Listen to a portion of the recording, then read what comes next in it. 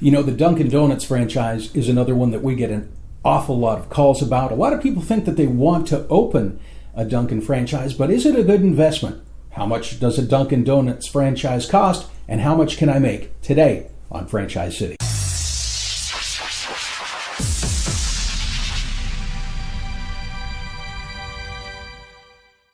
You know, Dunkin Donuts is another one of those iconic brands that often entices people just by virtue of the huge name to think it's the best franchise option out there, because surely these 12,000 stores that I see everywhere, all over the place, must be the biggest moneymaker out there. But let's take a look. And we just got access to the brand new 2018 FDD, so all the numbers are as up to date as you can get. And the cost to open a freestanding location ranges between $245 and $1.7 million. Remember, none of these numbers include your real estate costs. A shopping center storefront, $228 to about $1.2 million. Setting up in a gas or convenience store location is going to range between $108,000 to $741. And that price is going to vary depending on whether the goods are baked, the baked goods are created on site. There's also something called an alternative points of distribution model that ranges between $97.5 to $542. And these are non-traditional locations like airport terminals, casinos, colleges, military bases, and the like. Now, your ongoing fees are going to include a continuing franchise fee, that's 5.9% of gross sales, and a continuing advertising fee of 5% of your gross. Now, Dunkin Donuts was in the news not too long ago with allegations of racism and just generally not being a nice corporation towards franchisees overall. But is that really true? Now, let's take a look at this New York Daily News article that claims a lady who purchased her Dunkin franchise with a partner was sued by Dunkin Donuts simply for offering a 15% ownership to a manager. And I quote, "They told Hassam and me they would force us to sell our stores within 30 days, offering us buyouts for half of what the stores were worth. We'd have to pay a $100,000 penalty fee." The franchisee goes on to say, after talking to dozens of franchise owners just like us, we learned this was more than an unusual litigation binge. This, in fact, was a corporate strategy in order to compete with Starbucks. And if you'd like to continue reading, please just pause. I'll put the information here. We won't read through it for purposes of expediency. Now, the New York Daily News article goes on to say Dunkin Donuts has sued other franchise owners 154 times since 2006. This was written in 2008. And over the same stretch of time, McDonald's had 5 lawsuits, and Subway, which had at that point 4 times the number of locations of Dunkin Donuts, sued its franchisees only 12 times.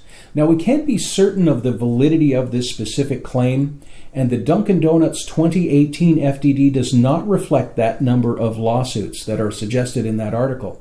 However, we were able to access the 2008 FDD, and sure enough, there were dozens of lawsuits listed. And this is in sharp contrast between the 2018 and 2008 FDDs. Now, we can only speculate why there's been this reduction in lawsuits. Maybe Dunkin realized that over the long term they can really hurt a brand, and look at Tim Hortons. Now, we always suggest that franchisees contact a large number of existing franchise owners.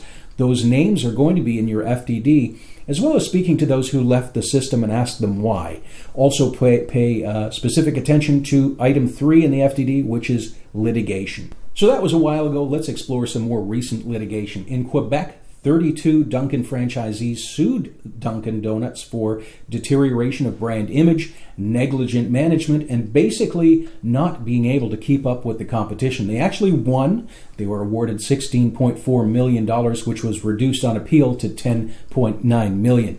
Now, most of you have probably heard about the discrimination lawsuits alleging that Dunkin Donuts wouldn't allow an Indian woman to open up a third franchise. Now, that one was dismissed, and one other lawsuit that alleges racism seems to be ongoing as of the date of this video. There's several lawsuits of Dunkin suing its own franchisees, but certainly nowhere near the levels that we saw in past years. There are also some, in my opinion, rather funny class action lawsuits relating to Dunkin Donuts allegedly having engaged in deceptive advertising practices by trying to convince consumers that its product contains real blueberries or maple ingredients. So apparently they call this stuff blueberries and maple. Guess what? Not a single blueberry or maple allegedly in it. So Dunkin' is getting sued for fraud, unfair competition, deceptive advertising, and a bunch of other stuff. Now, a similar lawsuit is up against their Angus steak